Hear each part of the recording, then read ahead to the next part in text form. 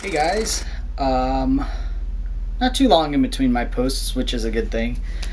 I've been actually thinking about something to do a video on, but I wanted to start first with talking a little bit, because I've taken such a long break, about where I've come, where I've been, and then in a second video, hopefully filming it today, will be about what I've been thinking about for the last couple weeks. I guess I'll just kind of reintroduce myself. So my name is Aiden. I'm 27 years old. I live in the greater Los Angeles area, and I transitioned, well, I came out, I really should say, because I feel like my transition was stretched over across the time, but I came out right around the holidays in 2008, right around November, December. I actually told my family at Christmas dinner using a letter. I'm very fortunate. My family's very accepting. It's not to say that it didn't take time and adjustment for people and to become educated about what it means to be transgender, but it means that at the end of the day, I still have my family with me and I have their support. I understand that that gives me a lot of privilege.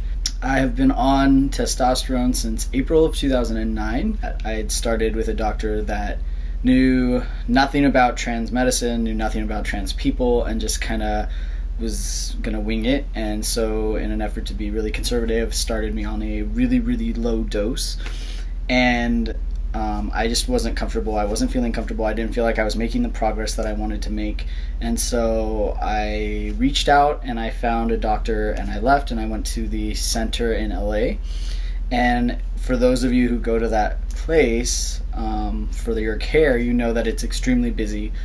That they have a huge caseload of patients, because at the time they were pretty much one of the only trans healthcare related places you could go that was offering hormones, that was doing sliding scale, that was just, but it was way too overwhelming. And for me, I live probably about 45 minutes from the center, so it wasn't really convenient. I also was having a lot of problems with their pharmacy, and so I stayed there for a couple years, left. I'm now currently at St. John's Wellness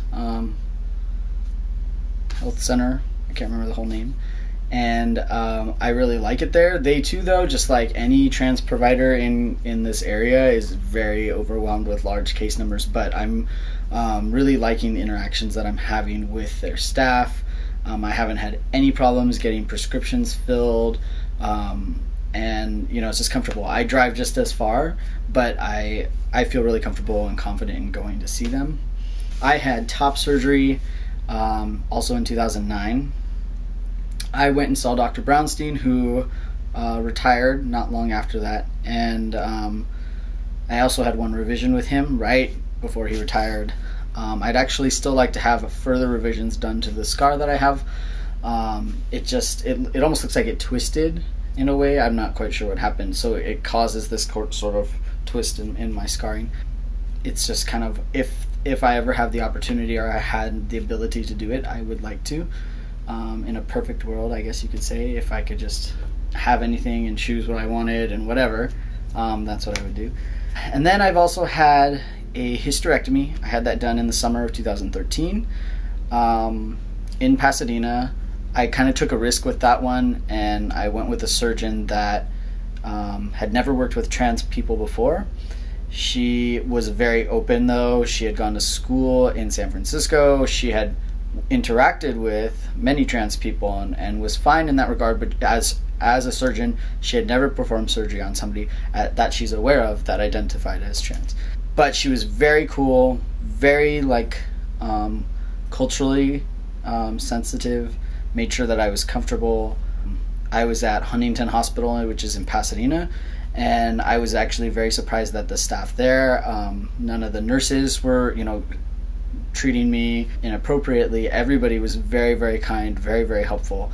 I had one nurse, I think, that just was uncomfortable, but she didn't let that impact the way she provided me care. And I had family with me so that they could advocate for me as well, because I was kind of confined to a bed. So that's a little bit about like my physical medical transition. Originally I started this channel thinking my activism could be based online, and I don't have a huge following. For those that do watch the videos, I really appreciate it. It isn't for the numbers that I did it, but my hope was that somehow this would be able to reach people in a way that I physically couldn't always travel and be there. So I have been traveling though, when I can and where I can between work and school. Primarily doing a lot of conferences. My big focus right now has been education and providing educators, whether it be principals or counselors, teachers, future teachers, just trainings and insight into at least my experience, in the hope that it gives them a perspective and a narrative that they can relate to, so that when they have a student, if they have a student, they're able to say, you know what, maybe I don't know what this is about, but let me see what I can do to help you, and point them towards resources, not freeze up and not make them feel uncomfortable, more uncomfortable than they already do. So my focus has been that. I speak at a lot of colleges, conferences, like I said. What really inspired me though to kind of get back on this channel is I met somebody while actually speaking who said years ago they were looking for somebody. They were looking for another person of the trans experience who also was Asian Pacific Islander descent. And there was a lot of videos, and there still are a lot of videos on YouTube of trans stories, but not of that lack the Asian Pacific Islander lens and voice. And so when I heard this, and I heard that he had stumbled upon one of my videos years ago, and that it was helpful for him to see another face and to hear another story, I was sort of inspired to come back and do this. I keep telling myself, you know, not to overwhelm myself, not trying to do this every day, but trying to post it at least once a week, if not every other week. And even if I'm only getting 20 views, that's okay. It's for 20 people that hopefully it makes a difference for, or gives them some sort of insight, and lets them know that, you know, there are other people like them or like me. I guess I didn't know. I don't know if I mentioned. So I'm Japanese American. I am adopted from Japan. My parents are third generation here.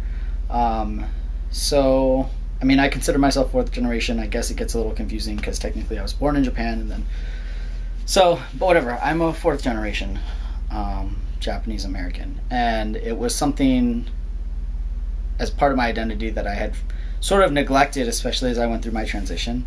And so now I'm trying to come back around as I've been through this now for about going on like 7 years.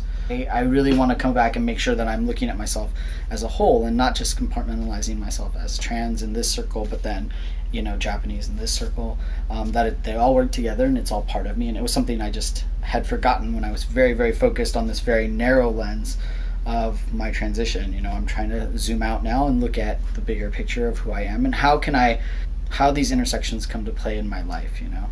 So that's a little bit about me. There's a lot of stuff that I've been thinking about since I posted my last video that I'm going to post in a second video because these get really long. So check out that video when it gets posted, and thanks again for folks who are watching.